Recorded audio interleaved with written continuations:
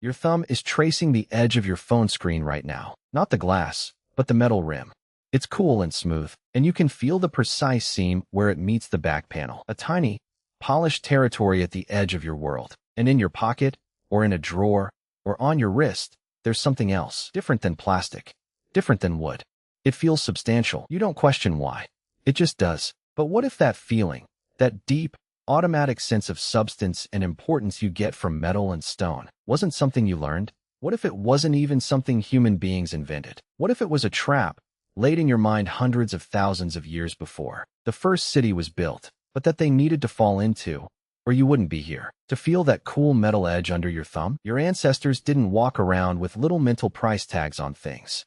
A rock was a rock. It was hard. You could use it to crack something or throw it. A shiny, yellow rock was just a rock that caught the light differently. It didn't buy you a better cave. It didn't impress a mate. It was useless.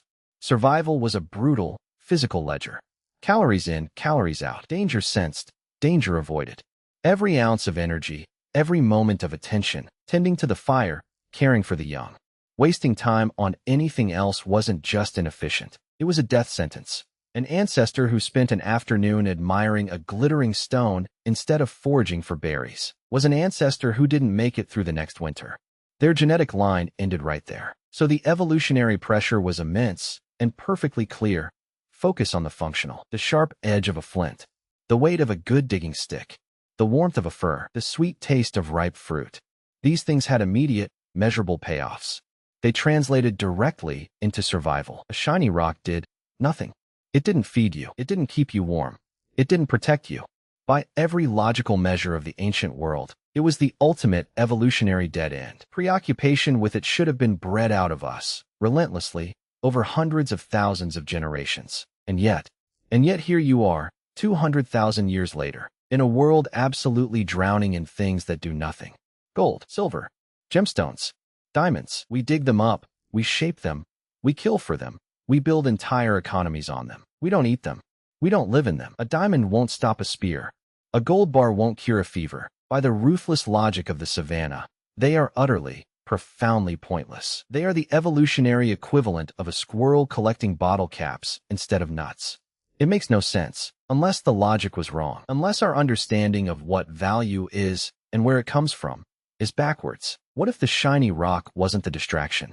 What if it was the key? What if the human mind didn't stumble onto value by accident, but was, in fact, built around a specific, powerful illusion of value from the very beginning? An illusion that didn't just make us pick up the shiny rock, but made us need to pick it up, and then, crucially, made us need to make others see it too? This is the story of a hack.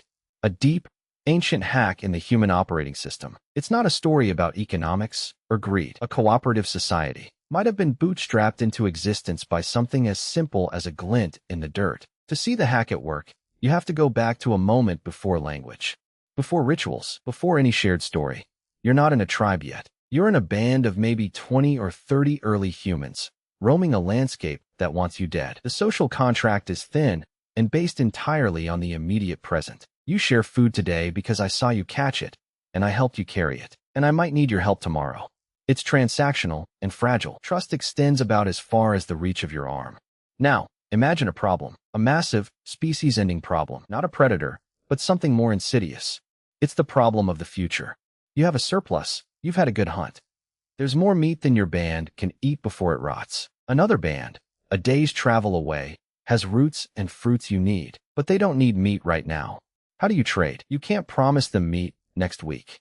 Next week doesn't exist as a concept they can trust. Your word is just sound. Your intention is invisible. Without a shared language for complex ideas, without a system of laws or gods, how do you create an IOU? How do you make a promise tangible? You need something to stand in for the promise, a token. But it can't be just anything. It has to be something that means the promise, inherently, to anyone who sees it. It has to be self-evident. This is where the environment itself offers a candidate. In a world of dull browns, greens, and grays, of mud, leaf, and stone, certain things stand out violently. A nugget of bright, untarnished gold in a riverbed. A smooth, deep red piece of jasper. An obsidian stone, black and glassy, reflecting the sky. They are visual anomalies. They scream for attention. They are, from a purely perceptual standpoint, impossible to ignore. For a brain honed, this glittering object triggers a deep, old alert. Look here. This is important. But why? The leading theory is that the brain didn't have a new reason. It used an old one. The oldest one. These shiny, rare, durable objects likely first grabbed attention because they looked like things that were already, undeniably, critical to survival. Clear, still water. Smooth, unblemished skin, a sign of health. The reflective eyes of another animal, seen from a safe distance. Bright, unmuddied color in a world of green and brown mint-ripe fruit, safe to eat. Our visual system is hardwired to prize clarity, reflectivity, and pure color because, for millions of years, those qualities meant safety and nourishment. So the shiny rock gets picked up. It's pleasing. It feels solid, cool, permanent in a world of decay. It holds your gaze, but it's still just a rock. The hack hasn't happened yet. The hack happens in the hand and in the eyes of someone else. You're holding this beautiful, red jasper stone. It feels good. Another member of your band sees it. You see them looking, and in that moment, something invisible transfers. The stone is no longer just a stone. It is now a stone that someone else sees you have. Its rarity, the fact that it's unlike all the other stones, is now combined with a social fact. It is yours, and it is seen. This is the seed. The value isn't in the rock. The value is in the shared attention. The rock is just the magnet, the physical thing that everyone can agree to look at. It becomes a focal point, and because it is durable, it can hold that focal point across time. The person who receives it knows it's special, not because of what it does, but because you gave it to them, and because it looks special. Now, back to that surplus meat. You give the other band your beautiful, rare stone. You take their roots. The stone is your IOU. It's a perfect, self-contained promise. It says, this represents my goodwill. This represents a debt. Because this object is unique and I have parted with it, you can trust that I will want to make things even again. The stone works because it is costly. It took time and effort to find. It is visibly rare. By giving it away, you have proven you are serious. You have sacrificed something universally recognized as special to secure a future exchange. But for this to work, for this hack to truly boot up the system, one more thing had to be true. They had to look at the same shiny rock and feel the same pull, the same sense of it being important. If I was mesmerized by gold, and you were mesmerized by seashells, the system would fall apart. We'd be speaking different value languages, and this is where the story takes its strangest, most profound turn. Because researchers who study this think the hack might go deeper than culture. It might be written into our biology. The preference for certain materials, specific shines, specific colors, specific feels, might not be arbitrary at all. It might be a shared, human-wide aesthetic born from our shared evolutionary past. A latent, pre-programmed consensus, waiting for us to discover it, suggests this consensus appeared not at the dawn of civilization, but shockingly, almost impossibly, deep in our prehistory. It appeared at a time when we should have been too busy surviving to care about anything shiny at all. The evidence didn't come from a king's tomb or a merchant's hoard. It came from graves so old, they predate farming by tens of thousands of years. At a site in South Africa, in a cave overlooking the Indian Ocean, archaeologists found the remains of a child buried 80,000 years ago, and nestled in the soil, near the tiny bones, were over 60 beads. They were ornaments. Useless. And someone had spent impossible hours collecting them, shaping them, and then laying them with the dead. This wasn't an isolated find. From North Africa to Siberia, in sites dating back 100,000 years and more, the same pattern emerges alongside our species. Graves containing painstakingly crafted necklaces of animal teeth, smooth ochre crayons for painting the body, pendants of exotic stone. This was not trade. This was not currency. This was something more foundational, a statement. Asterisk, this person was someone. This object means something. Asterisk, they were using these rare, visually striking objects to telegraph meaning to each other, and across the gulf of death itself. At the very moment in our history when we should have been purely practical, the color red.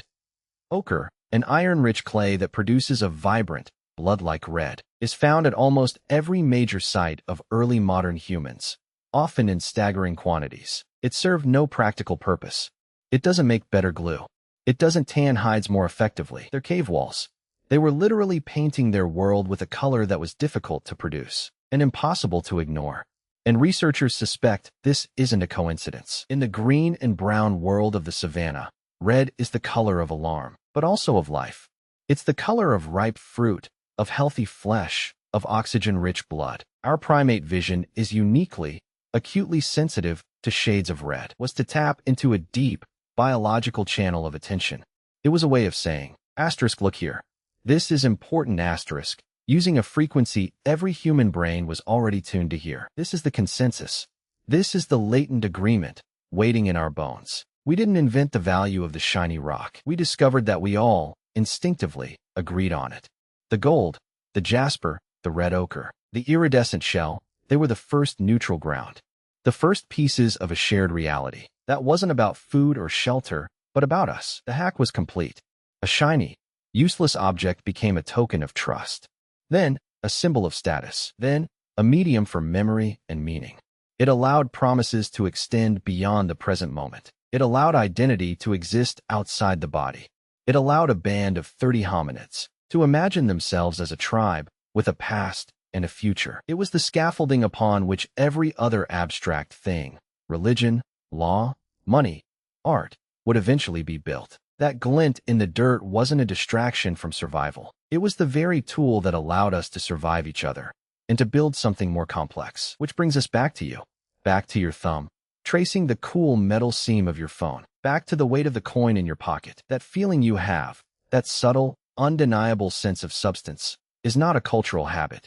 It's an echo. It's the ghost of that ancient consensus still humming in your nerves. When you feel the solid click of a well-made car door, or the smooth glide of a tungsten wedding band on your finger, you are not just sensing quality. You are reaffirming a covenant that is hundreds of thousands of years old. You are touching a piece of the oldest shared dream. Your deep, wordless appreciation for an unblemished surface, a pure tone, a perfect weight, is a biological signature. It's proof that you are wired to find common ground with other minds. Absently turning a coin over in your hand, or admiring the clean edge of a polished stone countertop, don't dismiss it as a trivial aesthetic. It's the reason you can walk into a store and trust that a piece of paper will be exchanged for bread. It's the reason you can propose marriage with a ring and be understood. It's the reason we can look at the same flag, the same logo, the same golden arch, and instantly share a meaning. The world today runs on abstractions, on numbers in bank servers, on legal contracts, on digital likes. It feels fragile, and it is. But underneath all of that, holding it all up, is this oldest of systems, running on the original hardware. Your eyes, your hands. Because, once upon a time, that feeling of substance was the only thing substantial enough to build a future on. Your ancestors didn't just fall into the trap of valuing shiny things. They built a ladder out of it, one rung at a time, into the shared imagination we call civilization. The quiet gut punch is this. You aren't just holding a piece of metal. You are holding the first promise that was ever kept, polished smooth by 100,000 years of human hands, and passed directly into yours.